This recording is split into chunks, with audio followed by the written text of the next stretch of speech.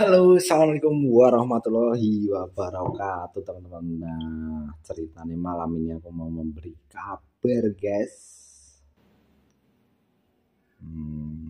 Apa ya?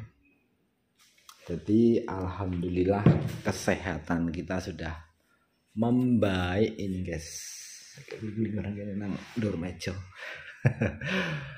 Jadi kemarin sempat 10 hari ada kayaknya ya. 2 mingguan lah. Gara-gara itu seperti teman-teman, cuma tidak bisa BAB ternyata. Jadi kondisi badan ini nggak stabil, teman-teman.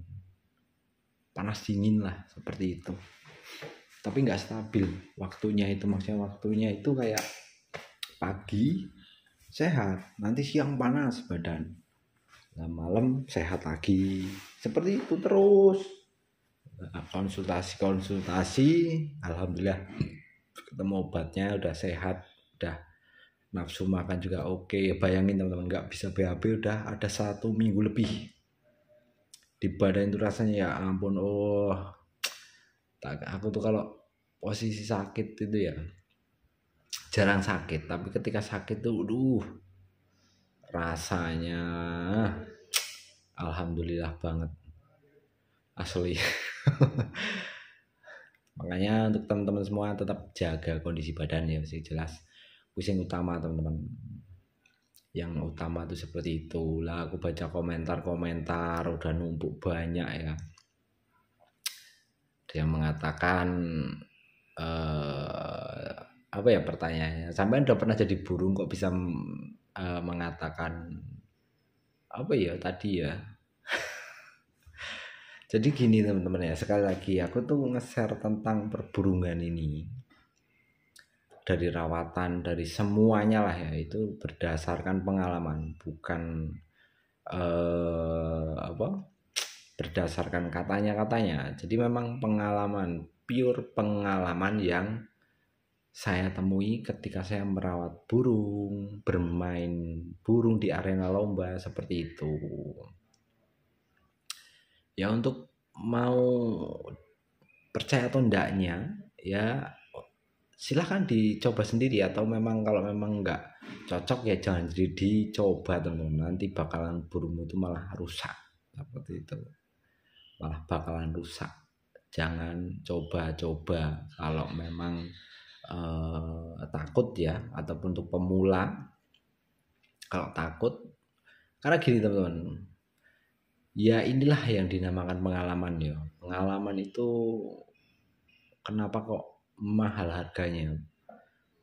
Jadi pengalaman sendiri ini kan dinilai bukan masalah materi sih sebenarnya, waktu yang berharga. Karena kita ngerawat burung ya kan, mandiin, lombain, ya kalau materi tetap ya, tapi nomor 2 untuk versi saya sih. Yang utama itu waktu. Waktu kita itu terkuras banyak untuk merawat burung seperti itu. Makanya untuk teman-teman yang memang pengen belajar ya kalau dirasa cocok monggo, kalau memang dirasa nggak masuk akal ataupun nggak cocok ya saya sarankan jangan dicoba.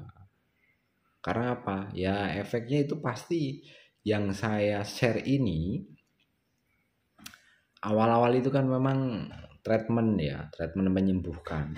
Tapi kalau hanya treatment penyembuhan tok itu tanpa didasari dengan pengalaman merusak burung, itu kayaknya nggak asik kayak gitu. Jadi makanya tak kombinasi dari ya apa yang saya share ini ya, konten-konten saya sebelumnya tentang perburungan. Jadi teman-teman tuh banyak menemui pengalaman-pengalaman lah ya, entah itu kembung melet, entah itu matung seperti itu. Dari situlah nantinya teman-teman itu bisa menanggulangi. Jadi nggak cuman sekedar wah kontenmu menyesatkan mas seperti itu. Kalau cuma omong-omong seperti itu ataupun berkata seperti itu, kayak saya kurang penting ya. Minimal itu ada kontribusi untuk teman-teman loh. Kalau memang salah satu kontenku mungkin yang nggak masuk akal ataupun memang dirasa menyesatkan, tolong silahkan berkomentar, tapi sarankanlah teman-teman yang lain di kolom komentar. Ini seharusnya seperti ini, konten Mas Rio itu salah besar seperti itu. Jelaskan, kasih tahu teman-teman seperti itu loh. Tidak apa-apa teman-teman, namanya kita ini kan saling mengingatkan, saling memberi masukan, saling mengingatkan, mensupport ya. Jangan hanya istilahnya bahasanya gampangnya itu ya menjatuhkan. Minimal ada kontribusi teman-teman, seperti itu. Ada saran, namanya niat baik itu menyarankan, minimal itu ada saran lah untuk teman-teman yang memang pemula seperti itu. Jelas ya teman-teman. Oke, aku kayak obatku akeh tenan iki. Obatku iki obat iki. Berarti tak simpen. Kenapa ini tak simpen? Ya, karena aku takut kalau kumat lagi. Kalau kumat lagi ini kayak gitu loh maksudku. Tapi ya moga-moga gak kumat lagi lah. Obat lagi. Lah wis mumet aku lah. Jadi itu semuanya itu tak simpan. Kenapa? Ya itu tadi, supaya nanti suatu saat ya amit-amit ya jangan sampai kalau memang terulang lagi sakit seperti itu kan jadi ada obatnya seperti itu. Aku tuh jadi orang gini teman-teman, ya untuk saya pribadi ya, mungkin untuk teman-teman juga bisa menjadi acuan ya. Rasa ingin tahu itu penting, yang jelas berdasarkan satu ya, yang poin utama ketika teman-teman ini pengen bisa rasa ingin tahu ya, siap menerima masukan dari orang lain. Yang kedua, siap menerima hal yang paling buruk. Yang ketiga, sabar. Seperti itu. Itu yang penting teman-teman. Tapi kalau hanya sekilas tok ya, lah istilahnya ya baru kemarin. Begitu guys.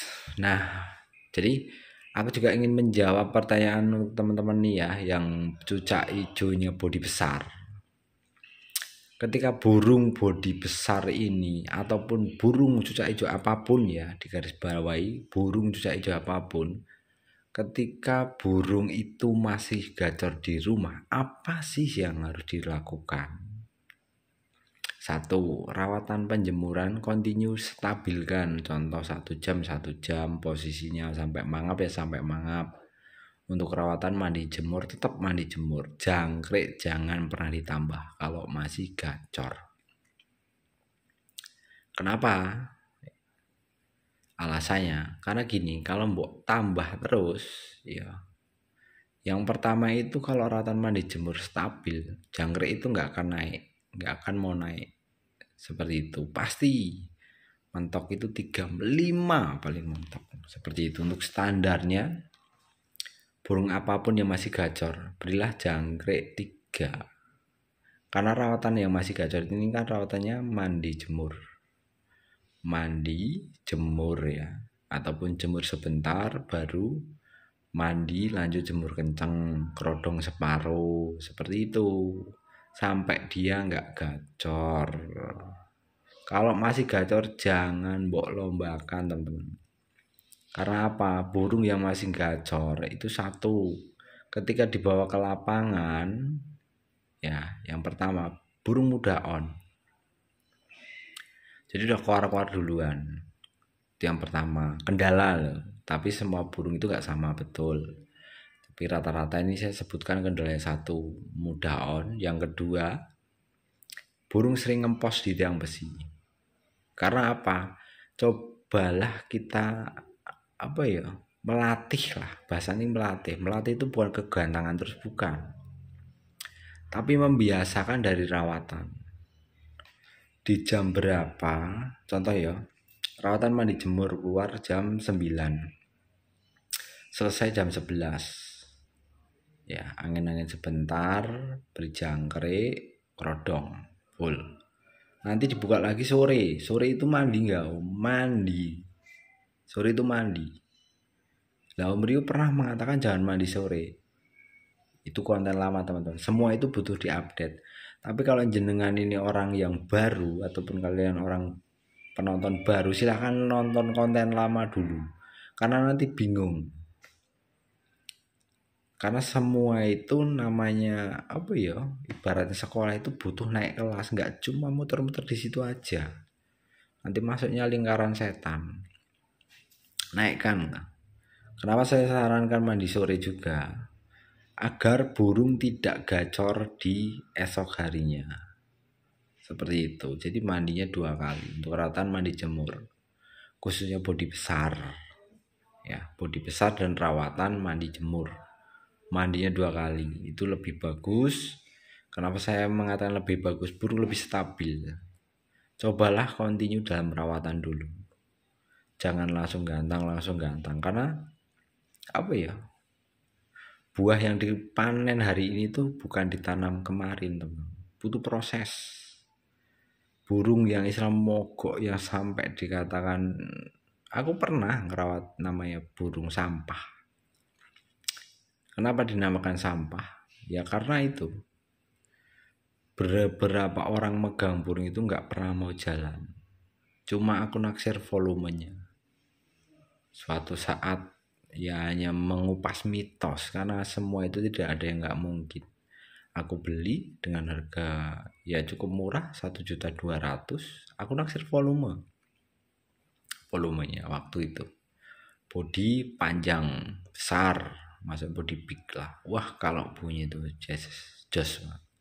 Cuman aku kan tipikal seneng rawatan mandi jemur karena lebih suka ke yang disiplin seperti itu. Tak rawat mandi jemur ya kan, sampai singset badannya. Karena ini body big, jadi setelan lapangan tuh body big yang rawatan mandi jemur ya, garis bawahi mandi jemur. Di hari itu nggak perlu dijemur, cukup keluar siang kayak rawatan pekerja. Cuman bedanya untuk body big ini berikanlah ya sebelum mandi itu kan jangkrik, kenyangin, mandi, setelah mandi kerodong. Itu yang pertama. Yang kedua, ketika di lapangan jangan sekali-kali berikan jangkrik lagi. Setelahnya kayak rawatan mandi jemur.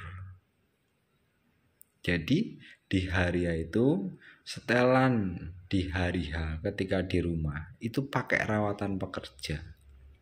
Tapi setelan di lapangan pakainya rawatan mandi jemur. Paham enggak?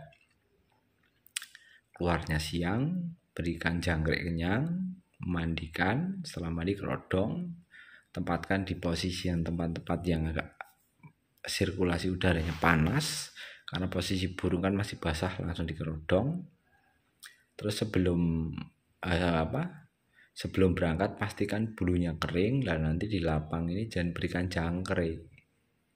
Nah, PR teman-teman ini timing mandinya itu kalau bisa ya 30 menit sebelum berangkat ke gantangan. Jadi burung di lapangan itu nggak terlalu lapar, seperti itu. Nanti ketika udah di lapang pakai settingan rawatan mandi jemur hanya menggunakan kroto dan ulat Hongkong. Masih banyak burung-burung nyisir ya, masih banyak itu karena mandinya suruh pakai sampo, Pak. Pakai sampo cuma berapa, belikanlah sampo. Intinya rawatan mandi jemur 1 season, rawatan yang kena mandi jemur 1 season pertama, sekali pemberian ekstra fooding ulat Hongkong tidak lebih dari 2 ekor. Lebih dari 2 ekor ataupun kamu berikan 3 ekor, burungmu ini belum mampu, belum terbiasa, apalagi baru awal-awal. 2 ekor dulu, itu standarnya. Lebih dari itu apalagi diberikan jangkrik, ya potensi didis itu pasti peluangnya itu sangat banyak. Seperti itu. Jelas ya teman-teman? Paham? Jangan ikuti konten yang menyesatkan. Oke, sementara gitu dulu teman-teman ya, aku tak ngetes dulu. Insya Allah mulai konten ini kedepannya tak konten terus. Selamat malam, selamat istirahat. Assalamualaikum warahmatullahi wabarakatuh.